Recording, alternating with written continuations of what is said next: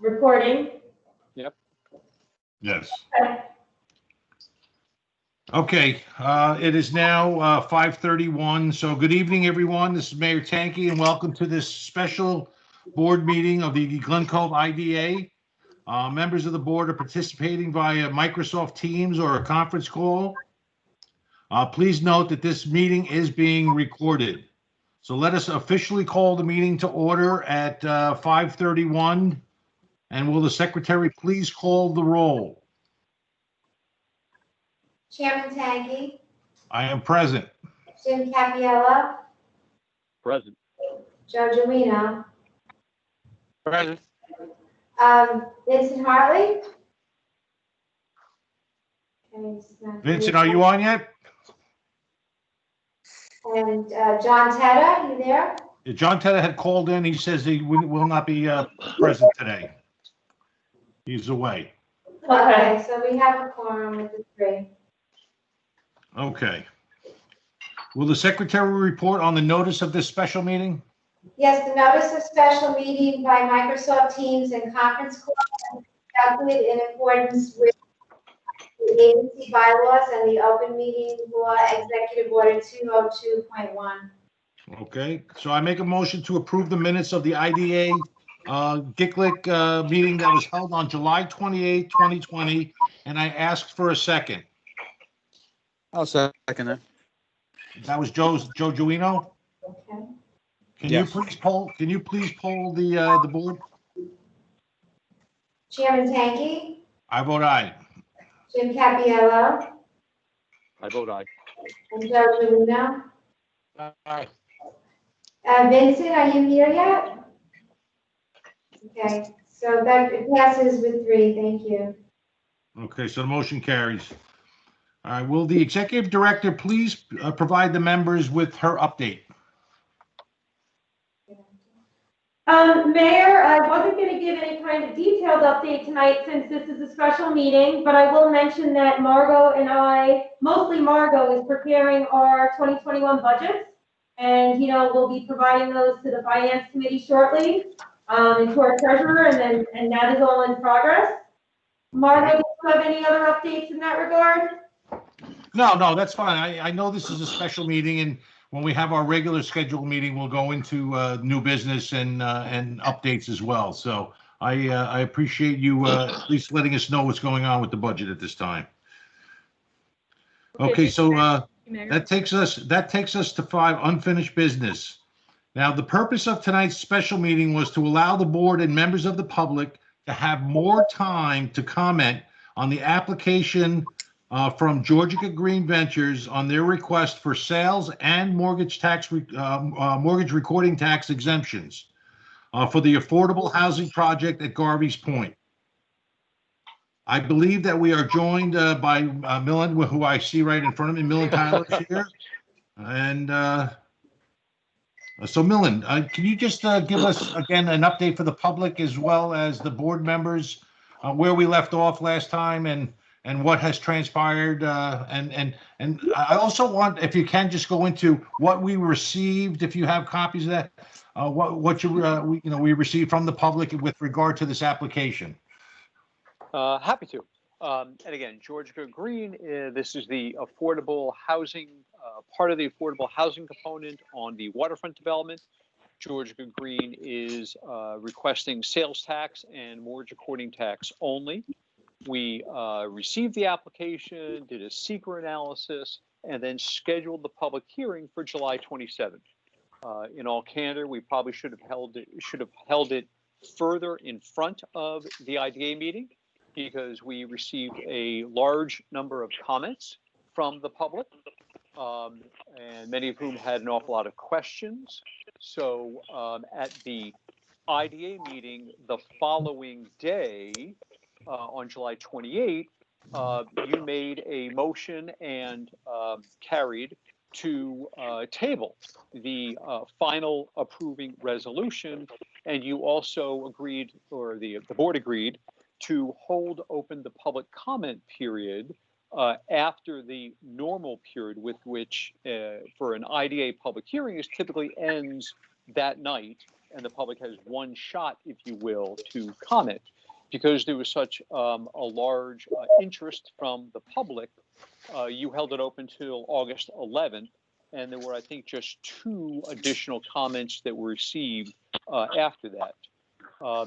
The staff and I prepared a summary of all of the comments, and a literal transcript recording of the public hearing was available. And my understanding is that 1 or more of the board members have actually taken the time to go back and listen to it. So there is both a live video recording, if you will, of the public hearing. There are also comments and some responses to that prepared by, again, the staff, myself, that have now been posted on the IDA's website. And my understanding is that those have been provided to each of the board members. So the comment period is now over. I know that the applicant's counsel, Dan Deegan, is also present to either answer any questions, or if you'd like, I suspect he's available to make a presentation. I do note that on the July 28th meeting, even though the resolution was tabled, Dan and his client both made a full presentation to the board explaining the project, and I think addressing some of the comments that have been received. Yeah, that's a really good summary of what has taken place since this application, came before the IDA, and we have a transcript of the comments that were made, and there were about six individuals that actually spoke. I think five at the meeting, and 1 had submitted a letter in writing afterwards, and those have been provided to the members of the IDA board for their perusal. And I was glad that the members did take the opportunity to go back and look at the video and listen to what the comments were at the time that they were made. So I do appreciate that. Millen, is there a need to go back through the presentation again? And second question is, do we now have to close the public hearing before we vote on the issue? My answer, Tim, is no to both. That is, you held the public hearing open until August 11th, at which time it closed on its own. And, unless Dan wants to say a few words, I think the board members got the full presentation from the applicant. So unless they have additional questions, my understanding of the purpose of tabling the motion from July 28th until now was to give the board members enough time, which admittedly, 1 day was not enough time, as it turns out, but to give the board members enough time to review the comments and the transcript and to ask any other additional questions. There was a couple of things I just wanted to point out that I think are relevant before we vote, that really do affect the application. Now, I had asked for a cost analysis to the city, what this would actually cost to have this, to grant this application. And we came back and it was $572 we're foregoing that amount for this, for the tax and mortgage abatement on this. And in return for that, we get workforce housing, which is much needed in Glen Cove. It's Georgica Green is known for building affordable housing throughout Long Island. They're a very well respected, and if anyone was interested, they did a presentation. There are some as close as, I believe, Manhasset. They had done some. And around Long Island, they've done many of these. So I know that they have a very good reputation for this. We are overall, the benefit to the city in increased sales tax and stuff was estimated at somewhere around 4,000, which continues every year. So what we're giving up and what we're getting in return certainly what we're getting in return outweighs not doing this. And certainly I think everyone can agree that even though there's a lot of luxury apartments being built around here, we certainly need workforce housing. And I for one, do support this application for Georgica Green. So at this time, does any of the board members have any questions? Yeah, Mayor, this is Joe Duino. Yes. Quick question. I cut out on some of Millen's comments, so I might have missed this, so I apologize if I did. But it's really to the executive director. Were there any public questions that went unanswered? I just want to make sure that everyone who asked the question got at least an answer or a response from the agency. Joe, this is I believe that every question that we received, we actually went through it pretty thoroughly. So what we did was we obviously listened to the recording of the public hearing again. We also reviewed the chat comments that were within Teams of the public hearing. In addition, we also reviewed an email comment that had been received both before the public hearing and then also during that extended public hearing comment period until August 11th. So I believe we captured everything, including comments that had been put into the chat box during the public hearing. Joe, this is Millen. I would agree with that. I think, quite honestly, two overall comments answered probably 80 to 90% of the comments, and those responses are: one, this request is from Georgica Green, not RXR. So I think there was a large misconception by the public, and there were an awful lot of comments about giving more financial assistance to RXR. So with the clarification that this is Georgica Green's application and not RXR's, that took care of a number of others. There were a number of comments along the lines of we shouldn't give more financial assistance to this project. And quite honestly, I think the chair sort of addressed that in that the cost, because of the way that mortgage recording tax and sales tax is divided up by the county, is virtually de minimis versus the economic impact is positive. So quite honestly, those two covered most of the comments.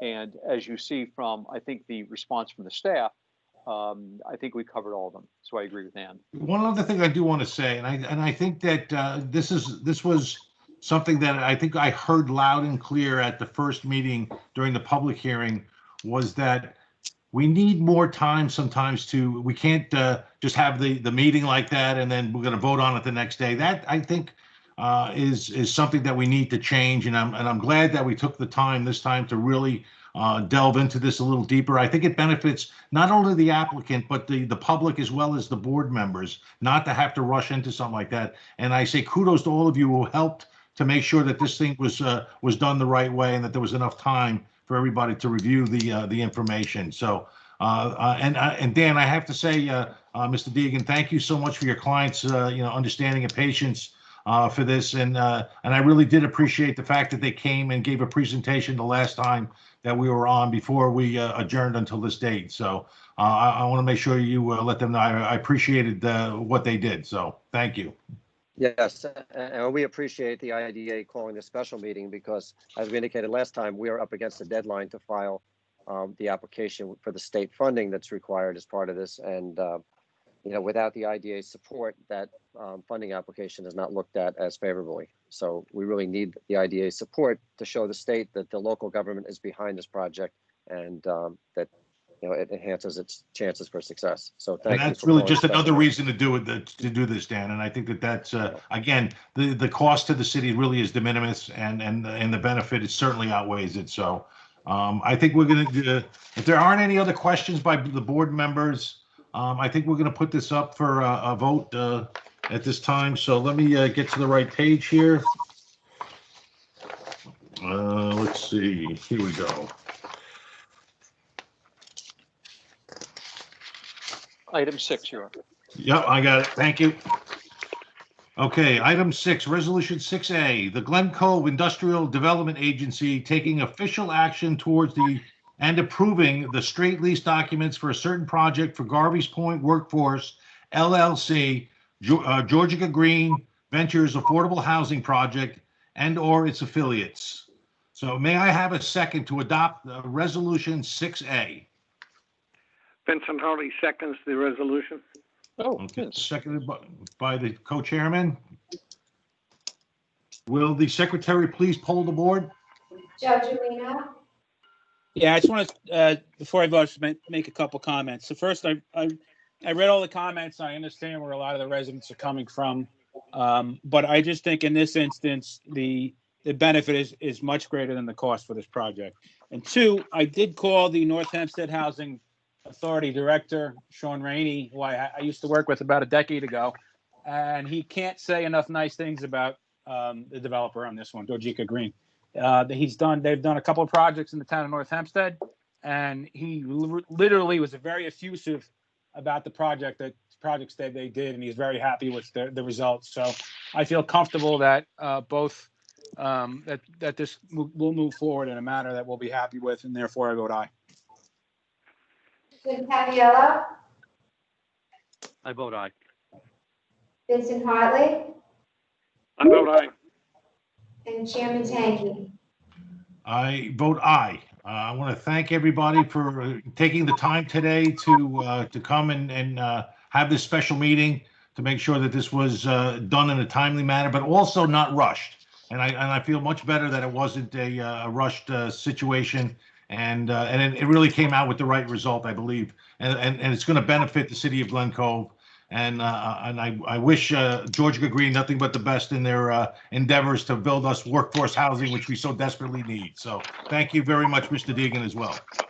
Thank you very much, Chairman and Thank you members very of the board. Okay, if there's no further business, I'd like to make a motion to adjourn the special meeting, and I ask for a second. Seconded by Vincent Hartley. Okay, that's the vice chairman. Will the secretary please poll the board? Joe Gerino, Aye. Jim Caviola, Aye.